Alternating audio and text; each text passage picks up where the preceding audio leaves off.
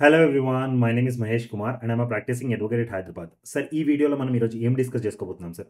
4 topics sir. First topic ఏంటంటే sir junior civil judge అవ్వాలంటే 3 years practice మ్యాండేటరీయా? First topic. Second topic, all India judges association versus union of India. అసలు ఈ case ఏంటి? ఈ కేసుకి మన జేసీజేకి ఏంటి లింక్? అసలు ఈ కేసు ఎప్పుడు స్టార్ట్ అయింది? ఇప్పుడేం నడుస్తుంది? Right sir. Third sir, Andhra Pradesh high court, Karnataka high court, Gujarat high court exams ఎందుకు పోస్ట్పోన్ చేసేశారు అండ్ ఎగ్జామ్స్ మళ్ళీ ఎప్పుడు స్టార్ట్ అవుతాయి? Fourth thing, junior civil judge aspirants ఇప్పుడు ఏం చేయాలి? ఈ 4 టాపిక్స్ గురించి డిస్కస్ చేసుకుందాం సార్. సో ఫస్ట్, ఇవన్నీ లింక్డ్ దేంతో ఉన్నాయంటే all India judges association versus union of India ఈ కేసుతో లింక్డ్ ఉన్నాయి సార్.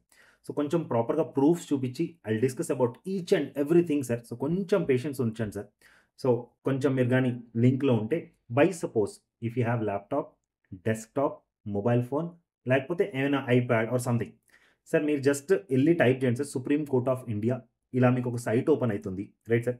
ఈ సైట్లో కేస్, అంటే ఇప్పుడు కేస్ స్టేటస్ చూసుకుంటే కేస్ నంబర్ మీరు కానీ ఎన్రోల్ చేస్తే ఇక్కడ ఫస్ట్ కేస్ టైప్ అయ్యింది sir, writ petition civil in nature, case number 1022, case year 1989. ఈ కేస్ ఏంటి సార్? ఒకసారి కేస్ డీటెయిల్ చూద్దాం సార్. కేసు వచ్చేసరికి all India judges association versus what sir? Union of India. Sir ఈ కేస్కి మన junior civil judge exam 3 years ప్రాక్టీస్కి చాలా లింక్ ఉంది సార్. సో కొంచెం పేషెన్స్ పెడితే I describe each and everything, right sir. So case number మీరు బాగా గుర్తుంచుకోండి సార్. Done sir. సో ఒక్కసారి మీరు కొంచెం కిందికి వస్తే పిటిషనర్స్ ఎవరెవరు ఉన్నారు సార్? వీళ్ళందరూ పిటిషనర్స్ సార్. మీరు చూస్తే ఇక్కడ పిటిషనర్ అని కనిపిస్తుందా?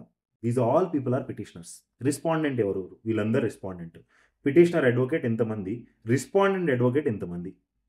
దీనిలో మీరు చూస్తే చాలామంది చనిపోయారు, రిటైర్డ్ అయిపోయారు, అసలు ఈ కేసు నుంచి బయటకు వెళ్ళిపోయారు, రైట్ సార్. ఎందుకంటే కేసు మీరు అర్థం చేసుకోవడానికి ట్రై చేస్తే 1989 నుంచి నడుస్తుంది sir. Just imagine, like more than 30 years plus ఈ కేసు నడుస్తుంది, రైట్ సార్. సో మనం కొంచెం లైక్ మీరు కొంచెం కిందికి వెళ్తే కేస్ డీటెయిల్స్ తర్వాత you will find this judgement and order. ఇది కనిపిస్తుందా సార్ మీకు? Judgement and order. దీని మీద క్లిక్ చేస్తే మీకు కింద నుంచి అంటే ఆల్మోస్ట్ 1991 నుంచి మొత్తం డేటా కనిపిస్తుంది సార్. దీనిలో అన్నిటికన్నా ఇంపార్టెంట్ డేటా ఏంటంటే ఈ 21 మార్చ్ 2002కి ఇచ్చిన జడ్జ్మెంట్, అంటే మనకు బాగా రిలవెంట్. సో కొంచెం మీరు మళ్ళీ ఇప్పుడు ఏం నడుస్తుంది అని మీరు చూద్దాం అనుకుంటే ఇక్కడ 2025 18th March, 4th March, 27th ఫిబ్రవరి అసలు ఏమేమి జరుగుతుందో మీరు అన్ని చదువుకోవచ్చు సార్, రైట్ సార్. సో నేను కొంచెం డీటెయిల్డ్గా అనలైజ్ చేసి కొంచెం సినాప్సిస్ తయారు చేశాను, which I will discuss with you. So కొంచెం పేషెన్స్ ఉంచుకొని ప్రాపర్గా ఒక్కొక్క థింగ్ వినాలి సార్.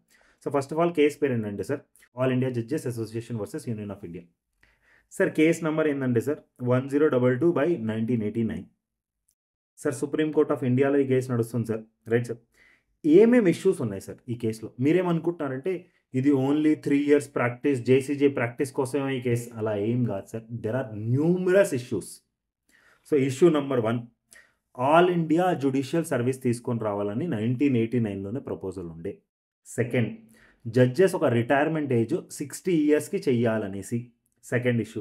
థర్డ్ ఇష్యూ ఏంటంటే సార్ జనరల్గా మనకు పే కమిషన్స్ వస్తాయి కదా sir, third pay commission, fourth pay commission, fifth pay commission, sixth pay commission, seventh pay commission. ఆ కమిషన్స్ ప్రకారంగా మన జడ్జెస్ ఎవరైతే అపాయింట్ అవుతున్నారో వాళ్ళ శాలరీస్ కూడా అలానే పెరగాలి. ఇంకా చాలా ఫెసిలిటీస్ డిమాండ్ చేస్తారు సార్ జడ్జెస్ కోసం. అంటే ఇప్పుడు డిస్ట్రిక్ట్ జడ్జెస్ కానీ, చీఫ్ జ్యుడిషియల్ మెజిస్ట్రేట్కి కానీ కార్స్ ఉండాలి, ప్రాపర్గా రెసిడెన్షియల్ ఫెసిలిటీస్ ఇవ్వాలి, ప్రాపర్గా లోన్స్ తీసుకునే ఫెసిలిటీస్ ఇవ్వాలి. Fourth, running library, active library వాళ్ళ కోసం ఉండాలి. దాంతోపాటు డెసిగ్నేషన్, అంటే ఒక ర్యాంకింగ్ సిస్టమ్ ఉంటుంది కదా సార్, సివిల్ లా ప్రకారం కానీ క్రిమినల్ లా ప్రకారం కానీ ఏదైతే డెసిగ్నేషన్స్ ఉంటాయో జడ్జెస్కి కొంచెం యూనిఫామ్గా ఉండాలి. దీంతో పాటు డిస్ట్రిక్ట్ జడ్జెస్కి 7 ఇయర్స్ ప్రాక్టీస్ ఉండాలి అండ్ ఏజ్ మినిమం 35 to 45 ఉండాలి. ఇవన్నీ ప్రపోజల్ సార్. చలో ఇవన్నిటితో మనకేం సంబంధం లేదు సార్. ఓకే ఫైన్, ఈ ఓకే ఉంటాయి, డజంట్ మ్యాటర్ మచ్. మనకు కావాల్సిన మెయిన్ టాపిక్ ఏంటి sir? 3 years practice junior civil జడ్జ్కి ఉండాలి అని ఈ కేసులో ప్రపోజల్ ఉండే. ఏం case? All India judges association versus union of India ఈ కేసులో ఉండే. సో ఈ 3 ఇయర్స్ ప్రాక్టీస్ మీద ఆబ్వియస్లీ అప్పుడు కూడా చాలా చర్యలు నడిచినాయి సార్. ఫైనలీ 2002లో మీరు చూసుకుంటే ఇది 2002 జడ్జ్మెంట్ కాపీ సార్. ఇవన్నీ ఇష్యూస్ నేను మీకు ఇందాక చెప్పింది, ఇది జడ్జ్మెంట్ కాపీ సార్. ఇది మీరు కూడా డౌన్లోడ్ చేసుకోవచ్చు సుప్రీంకోర్టు సైట్ నుంచి, మీకు డౌన్లోడ్ అయిపోతుంది. దీంట్లో ఇవన్నీ ఇష్యూస్ ఉన్నాయి. లాస్ట్‌లో మనం 3 years practice junior civil judge కోసం 3 ఇయర్స్ ప్రాక్టీస్ మీద ఏదైతే పాయింట్స్ ఉన్నాయో, ఆ పాయింట్స్ మీకు ఎక్కడ దొరుకుతాయంటే ఇక్కడ దొరుకుతాయి. సో, అప్పట్లోనే ఒక షెట్టి కమిషన్ ఒకటుండేది సార్. ఏం commission sir? Shetty commission. So, వాళ్ళు వాళ్ళ సైడ్ నుంచి కొన్ని రికమెండేషన్స్ ఇచ్చారు. అంటే అందరితో కన్సల్ట్ చేసిన తర్వాత, అందరిని పరిశీలించిన తర్వాత, క్వెషన్ ఆన్సర్స్ ఫార్మాట్‌లో వాళ్ళందరూ డిస్కస్ చేసుకున్న తర్వాత, వీళ్ళు కొంచెం ఎక్కువ ఇన్‌పుట్స్ తీసుకొనొచ్చి, they came up with some of the recommendation to the supreme court of India. వాళ్ళేం చెప్పారంటే, సార్ మీరు గాని 3 ఇయర్స్ ప్రాక్టీస్ మ్యాండేటరీ అని చెప్పేస్తే, ఎవరైతే టాలెంటెడ్ అడ్వొకేట్స్ ఉంటారో, ఇంటెలిజెంట్ అడ్వొకేట్స్ ఉంటారో, వాళ్ళు 3 ఇయర్స్ ప్రాక్టీస్ చేసిన తర్వాత జడ్జెస్ ఎగ్జామ్ రాయడానికి వాళ్ళకంత ఏమీ అట్రాక్టివ్‌గా అనిపించదు అని first point sir. So, they said the Shetty commission recommended that best talent after 3 years practice find judicial service not attractive. దీనికన్నా బెటర్ మనం ఏం చేయొచ్చు? ఫ్రెష్ గ్రాడ్యుయేట్స్‌కి మనం అలౌ చేసేసి వాళ్ళని ట్రైన్ చేయొచ్చు మనం. Minimum 1 year and max 2 years వరకు మనం ట్రైన్ చేస్తే they will become super good అని ఇంకొక రికమెండేషన్. అంటే ట్రైనింగ్ పీరియడ్ అంటే జేసీజేగా క్వాలిఫై అయిపోయిన తర్వాత ట్రైనింగ్ పీరియడ్ 1 ఇయర్ నుంచి 2 ఇయర్ వరకు ఉంటే సూపర్ గుడ్ అని చెప్పేశారు. థర్డ్, ఫీమేల్ యాస్పిరెంట్స్ ఎవరైతే ఉన్నారో, అంటే ఇప్పుడు జ్యుడిషియరీలో మనం చూసుకుంటే సార్ ఇప్పటికి కూడా మేల్ క్యాండిడేట్స్ ఎక్కువ మంది ఉన్నారు. ఫీమేల్ క్యాండిడేట్స్ ఇప్పుడు కూడా తక్కువ ఉన్నారు. సో, ఆ ఫీమేల్ క్యాండిడేట్స్‌ని గాని మనం పెంచుదాం అనుకుంటే, బై సపోజ్ మీరు గాని 3 ఇయర్స్ ప్రాక్టీస్ మ్యాండేటరీ అని చెప్పేస్తే, సార్ జనరల్‌గా లా గ్రాడ్యుయేషన్ అయిపోయేదే 23, 24 ఇయర్స్‌కి అయిపోతుంది సార్. 23 పెట్టుకుందాం సార్ మనం. 23 తర్వాత 3 years practice. 26 years. Most of the females ఇండియాలో వాళ్ళకి మ్యారేజ్ అయిపోతుంది. After marriage they need to plan the kids, marital life. అసలు వాళ్ళు ఎప్పుడు కూడా జడ్జెస్ అవ్వలేరు. That was another view. దాని తర్వాత calculating practice experience is difficult. ఇప్పుడు మీరు కూడా చూసుంటే, అంటే మీరు యాస్పిరెంట్ అయ్యి ఉంటే మీకు తెలుస్తుంది. ఇప్పుడు ఒక్కసారి మీరు ఎల్ఎల్బీ అయిపోయిన తర్వాత ప్రాక్టీస్ ఎలా కౌంట్ చేస్తారు? Okay. Date of enrolment, bar council ఏదన్నా బార్‌లో, లోకల్ బార్‌లో మీరు మెంబర్‌షిప్ తీసుకున్నారు. అప్పటి నుంచి ఓకే ఫైన్. మీ ప్రాక్టీస్ కౌంట్ అయిపోతది. దానికి మీనింగ్ నిజంగానే మీకు ప్రాక్టీస్ వచ్చినట్టా? కాదు గదా! సో, షెట్టి కమిషన్ కూడా అదే చెప్పింది. అంటే బై సపోజ్ ప్రాక్టీస్ మనం క్యాలిక్యులేట్ చేయాలని గాని, మెంబర్‌షిప్ డేట్ కాడ నుంచి అంటే బార్ కౌన్సిల్ ఆఫ్ ఇండియాలో లేకపోతే లోకల్ బార్‌లో ఎన్రోల్ అయిన కాడ నుంచి మనం ప్రాక్టీస్ క్యాలిక్యులేట్ చేసేస్తాం. బట్ దాని మీనింగ్ ఏంది? నిజంగానే వాడికి ప్రాక్టీస్ ఉందనా? నంబర్ ఆఫ్ కేసెస్ నిజంగానే చేశాడానా? వాడికి ఎంత ఎక్స్‌పోజర్ ఉంది? ఎలా తెలుసుకుంటారు? మీరు 3 ఇయర్స్ అంటే జస్ట్ ఇయర్స్ కౌంట్ చేస్తున్నారు మీరు. నిజంగానే ఎన్నో కేసులు చేస్తే గాని ఆ ఎక్స్‌పీరియన్స్ రాదు. సో, ఇది ఎలా క్యాలిక్యులేట్ చేస్తారు? దాని తర్వాత షెట్టి కమిషన్ రికమెండేషన్స్ అవన్నీ తీసుకున్న తర్వాత 21 మార్చ్ 2002లో సుప్రీం కోర్ట్ డిసిజన్ ఇచ్చేసింది. అంటే మిగతా ఎన్నో డిసిజన్‌లు ఇచ్చింది సార్. అవన్నీ పక్కన పెట్టేయండి ఈ కేస్‌లో. One which we are focusing on here is junior civil జడ్జ్‌కి 3 ఇయర్స్ ప్రాక్టీస్. సో, అప్పుడు ఏం చెప్పారు? 21 మార్చ్ 2002కి supreme court of India decision ఇచ్చేసింది. 3 ఇయర్స్ ప్రాక్టీస్ అవసరం లేదు. Not required to become junior civil judge. 2002లో చెప్పేసారు సార్. ఇప్పుడు 2025 నడుస్తుంది. మరి ఇప్పుడు ఏంటి సార్ ప్రాబ్లమ్? సార్ దెన్ ఇప్పుడు మళ్ళీ ఇష్యూస్ రైజ్ అవ్వడం స్టార్ట్ అయిపోయాయి. Then Gujarat high court first Gujarat హైకోర్ట్‌కి పెద్ద పిడి పడింది sir. Because they have given a notification without years of experience లేకుండా గుజరాత్ హైకోర్ట్ నోటిఫికేషన్ ఇచ్చేసింది. సుప్రీం కోర్ట్ చెప్పింది, "బాబు ఆగు. మేము డిస్కస్ చేస్తున్నాం గదా! Wait for some period of time."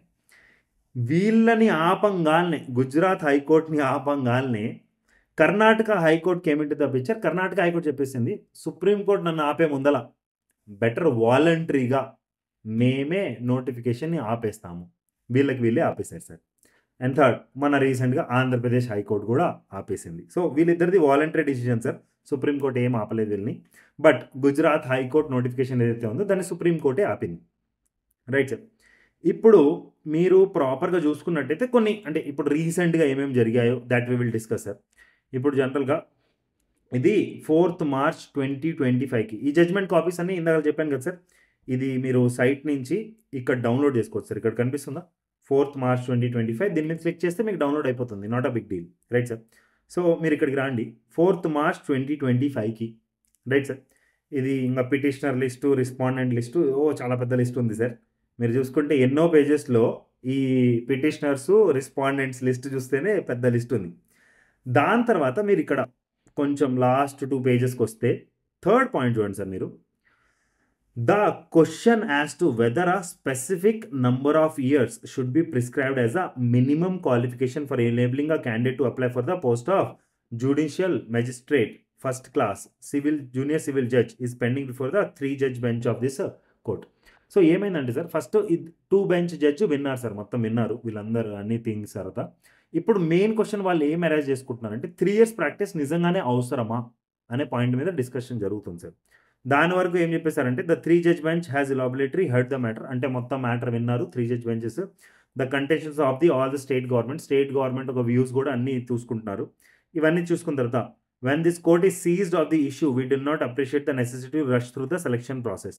అంటే ఈ కోర్టు అంటే సుప్రీం కోర్టు ఇప్పుడు దీని మీద చర్చలు నడిపిస్తుంది కదా. గుజరాత్ హైకోర్టు నోటిఫికేషన్ ఇవ్వాల్సిన అంత అవసరం ఏముంది, అంత అర్జెన్సీ ఏముంది అనే విషయం మీద మాట్లాడి వాళ్ళు ఏం చెప్పేశారంటే గుజరాత్ హైకోర్టుది we stay the proceeding initiated by the high court for the recruitment to the post of the judicial magistrate first class. మేము ఆపేస్తున్నాము. అండ్ మీరు we therefore issue notice to the High Court of Gujarat as well as the State of Gujarat returnable on 18th March 2025. Next hearing 18th March 2025 another. Now let's come to the 18th March 2025. 18th March 2025 application sir idi. This matter was called on for hearing today 18th March 2025. మళ్ళీ parties పిటిషనర్సు respondents list పక్కన పెట్టేద్దాం sir. లాస్ట్లో ఏం చెప్పారంటే ఇప్పటికెప్పుడు ఏమన్నా immediate relief అంటే ఇంటర్లోకేటరీ orders ఏమైనా pass చేస్తారంటే దే సెడ్ నో, ఇప్పటికిప్పుడు మేము ఏం ఇంటర్లోకేటరీ ఆర్డర్స్ పాస్ చెయ్యట్లేదు. The application is accordingly disposed of. నా దీని తర్వాత ఇప్పుడు ఏంటంటే నెక్స్ట్ డేట్ ఏమి ఇచ్చారు. ఇప్పుడు నెక్స్ట్ డేట్కి మీరు కానీ వస్తే సార్ ఇక్కడ పైన చూస్తే మీరు next date is 22nd April 2025. This is the next date sir. And most probably sir మీరు కొంచెం ఆలోచించడానికి ట్రై చేయండి. I will tell you the inputs what and all are going on in the supreme court right now. So మీరు కొంచెం understand చేసుకోవడానికి try చేస్తే I can give you the better inputs right sir, because నేను కూడా కొంచెం పరిశీలిస్తాను కాబట్టి what I came to the conclusion. Sir UPSC అందరికీ తెలుసుంటే correct sir, IAS IPS IRS వీళ్ళందరూ without any experience and proper ఎగ్జిక్యూషన్లో ఉన్నారు సార్. వీళ్ళు ప్రాపర్గా వీళ్ళకి ట్రైనింగ్ దొరుకుతుంది, వీళ్ళు అపాయింట్ అయిపోతారు and they will do there duties without any experience. చూస్తే వాళ్ళందరూ వేరే వేరే ఫీల్డ్ నుంచి వస్తారు. కొంతమంది డాక్టర్స్ ఐఏఎస్ అవుతారు, కొంతమంది ఇంజనీర్స్ ఐఏఎస్ అవుతారు, కొంతమంది నార్మల్ డిగ్రీ గ్రాడ్యుయేట్స్ కూడా ఐఏఎస్ ఐపీఎస్ అవుతున్నారు. And for them practice is not required. When it comes to us we are advocates, మనం చదువుకుంది అడ్వకేసీ, మనకు మొత్తం నాలెడ్జ్ మనం నేర్చుకున్న తర్వాత వీళ్ళు మళ్ళీ 3 phases మనల్ని టెస్ట్ చేస్తారు, prelims, mains, interview. Then we are qualifying as a judge. దాని తర్వాత కూడా మళ్ళీ ట్రైనింగ్ ఉంటుంది. ఆ ట్రైనింగ్ తర్వాత we are appointed as a junior civil judge, అంటే జ్యుడిషియరీలో లోయెస్ట్ లెవెల్. చలో సెకండ్ లోయెస్ట్ అనుకోండి sir. Judicial magistrate second class కూడా ఉంటారు కాబట్టి okay fine. Judicial magistrate first class okay fine, second లా రైట్ సార్. సో మనకి ఇంకొంచెం ట్రైనింగ్ ఇస్తే more than enough, correct logically. And 2002లో డిసిజన్ సుప్రీంకోర్టు ఏదైతే ఇచ్చిందో అప్పుడు కూడా అదే చెప్పారు. నా let's come to second point, Shetty commission. ఇప్పుడు మీరు చూస్తే అప్పుడు ఈ షెట్టి కమిషన్ ఇచ్చిన రికమెండేషన్స్ ఏవైతే ఉన్నాయో point number 1, 2, 3, 4 100% practical points sir, 100% practical points. అంటే మీరు ప్రాపర్గా ఆలోచిస్తే నిజంగానే ఇప్పుడు 3 years ప్రాక్టీస్ చేసిన తర్వాత ఎవరైతే నిజంగానే ఇంటెలిజెంట్ పర్సన్ ఉంటారో they will start earning in lakhs. వాళ్ళకి నిజంగానే ఇది మొత్తం వదిలేసి మళ్ళీ కూర్చొని చదువుకొని పాస్ అయ్యి ముందరికెళ్ళి it will not be attractive. And వాళ్ళు క్లియర్గా చెప్పారు ఈ జడ్జిమెంట్లో, ఈ మాటలు ఉన్నాయి లిటరల్గా. మీరు జడ్జిమెంట్ కాపీ చూడండి ప్రాపర్గా. నేను ఏదైతే డేట్ చెప్పానో ఆ డేట్కి జడ్జిమెంట్ కాపీ మీరు ప్రాపర్గా అబ్జర్వ్ చేసుకుంటే మీకు అర్థమైపోతుంది సార్. 21st March 2002 జడ్జిమెంట్ కాపీలో క్లారిటీగా మెన్షన్ చేశారు. నేను చూపిస్తాను కూడా సార్.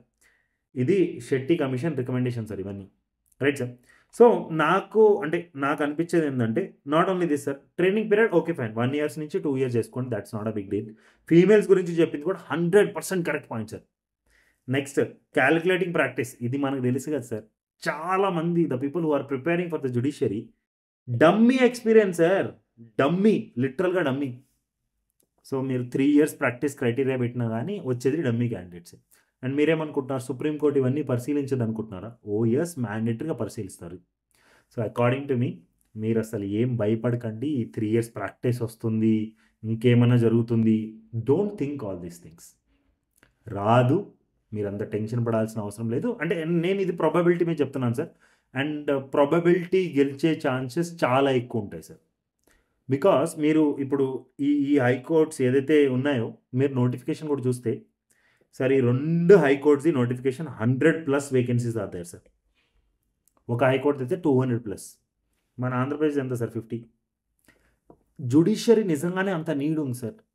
సార్ ఆంధ్రప్రదేశ్లో మీకు తెలిసిన ఎవరైనా జూనియర్ సివిల్ జడ్జెస్ ఉంటే, because I do have some of my students who are doing as a JCJ, ప్రాపర్గా అక్కడ అపాయింట్ అయిపోయారు వాళ్ళు. వాళ్ళతో నేను మాట్లాడినంత వరకు sir, thousands of cases pending ఉన్నాయి సార్ వాళ్ళ కోర్టులో. అండ్ ఇప్పటికిప్పుడు క్లోజ్ చేయలేని పరిస్థితి, నడిపించడం చాలా కష్టమవుతుందంట. సో జ్యుడిషియరీ నీడ్ చాలా ఉంది సార్. 4.5 crore కేసెస్ పెండింగ్ ఉన్నాయి సార్ ఆల్ ఓవర్ ఇండియా. ఈ క్లోజ్ అవ్వాలంటే జడ్జెస్ ఉంటేనే కదా క్లోజ్ అయ్యేది, లేకపోతే మ్యాటర్స్ ఏ నడవు. నెక్స్ట్ డేట్లా వెళ్ళిపోతుంది. అండ్ మీరేమనుకుంటున్నారు, సుప్రీంకోర్టు ఇవన్నీ ఆలోచించదా? సో యాజ్ ఆఫ్ నౌ నేను ప్రాబబిలిటీ నేను ఎంతవరకు అయితే అనలైజ్ చేశానో, my view is very much simple. 3 years practice రాదు, మీరు టెన్షన్ పడకండి. సెకండ్ థింగ్, ఇప్పుడు what aspirants will do now. Aspirants చాలామంది ఆస్పిరెంట్స్ ఎవరైతే ఉంటారో, జూసీజే కోసం ఎవరైతే ప్రిపేర్ అవుతున్నారో వాళ్ళు ఏం చేస్తారు. సో కొంతమంది డమ్ ఆస్పిరెంట్స్, అంటే లెస్ ఇంటెలిజెంట్ ఆస్పిరెంట్స్ ఎవరైతే ఉంటారో, they will start discussion sir. అరే నీకు తెలుసా 3 ఇయర్స్ ప్రాక్టీస్ రాబోతుంది, అరే నీకు తెలుసా ఇది, అరే నీకు తెలుసా ఫ్యూచర్లో సెలెక్ట్ అవ్వడం చాలా కష్టం. They will start doing discussions, they will do time waste. ట్రిప్స్కి వెళ్తారు, నెగటివిటీ స్ప్రెడ్ చేస్తారు. ఇవన్నీ non sense things, everything they will do sir. Second, mediocre aspirants, అంటే కొంచెం అటు ఇటు ఉన్న ఆస్పిరెంట్స్ వాళ్ళు ఏం చేస్తారంటే, ప్రాక్టీస్ చేస్తూ జ్యుడిషియరీ చేసుకుంటూ ఉంటారు. ఎల్ఎల్ఎంతో చదువుతూ జేసీజే కోసం ప్రిపేర్ అవుతుంటారు. అంటే 2 పార్ట్స్లో నడుస్తుంటారు సార్. అంటే ఈ నెక్స్ట్ జడ్జిమెంట్ వచ్చేంత వరకు. Next, these are the true aspirants sir, intelligent aspirant. వీళ్ళు డిస్కషన్స్లో పడరు, టైం వేస్ట్ చెయ్యరు, వాళ్ళ పాత్ని మార్చరు. They will focus on the preparation, they will do more preparation. And according to me, these people will succeed, sir. And see, sir, hardly 30 days, 45 days, max to max 60 days or 90 days. మీకు మళ్ళీ notifications వచ్చేస్తాయి. మళ్ళీ ప్రాపర్గా okay fine, ఈ relaxations అన్నీ ఇచ్చేస్తారు. అప్పుడు మీరు రిగ్రెట్ అయ్యేది దేని గురించో తెలుసా? ఎందుకు ఇంత టైం వేస్ట్ చేశాను. Sir, you tell me one simple answer for a question. ఇప్పటికిప్పుడు కానీ బై సపోజ్ 2 months, ఈ రోజు మీరు డిసిజన్ తీసుకున్నారు, ఓకే ఫైన్ జేసీజే వద్దు. 2 months 3 monthsలో ఏం చేసేస్తారు సార్ మీరు? ప్రాక్టీస్ మొత్తం నేర్చేసుకుంటారా? Not at all possible. చాలా ట్రిప్స్కి వెళ్తారు, ఎంజాయ్ చేస్తారు, టైం మొత్తం వేస్ట్ చేస్తారు. దానివల్ల ఏం సార్ బెనిఫిట్? కొంచెం మనం పేషెన్స్ పెట్టుకొని ప్రాపర్గా ప్రిపేర్ అయితే super benefit are not sir. So my suggestion is very simple sir. నా ఒపీనియన్ ఒకటే sir, I'm telling you here right now. Sir, me preparation మీద ఎక్కువ ఫోకస్ చేయండి. you'll prepare more, you'll become successful, and I am telling you, you are on the right path at the right time. ప్రాపర్గా prepare అవ్వండి sir. Negativity ఎక్కువ పెట్టుకోకండి sir. Sir, ఇది వచ్చే ముందలు కూడా ఆంధ్రప్రదేశ్ హైకోర్టు ఎగ్జామ్ పోస్ట్పోండ్ అయ్యే ముందలు కూడా చాలామంది నన్ను చాలా క్వశ్చన్స్ అడిగారు. సార్, ఇలా పోస్ట్పోండ్ అవ్వచ్చా, అది అవ్వచ్చా, ఇది అవ్వచ్చా? I said very simple thing, prepare. ఇవన్నీ మీరు పట్టించుకోకండి. Because we can not do anything sir. మీరు కానీ నేను కానీ ఏం చేస్తాం సార్? సుప్రీంకోర్టులో చాలామంది అడ్వకేట్స్ ఉన్నారు who are working on this case, right? మనం ఎందుకు టెన్షన్ పడాలి? So don't worry much, focus on your studies. You will qualify as a JCJ if you are practicing నా. మీరు బాగా చదువుకొని ప్రిపేర్ అయిపోతే within couple of months or couple of days you will be seeing a positive response from the supreme court of India, and you will regret if you are missing these days and if you are misusing these days. Okay, chalo, my part is done. The information which I want to deliver, I have delivered. Rest belongs to you, sir. Whatever you want to do it. Okay, bye bye, take care, see ya.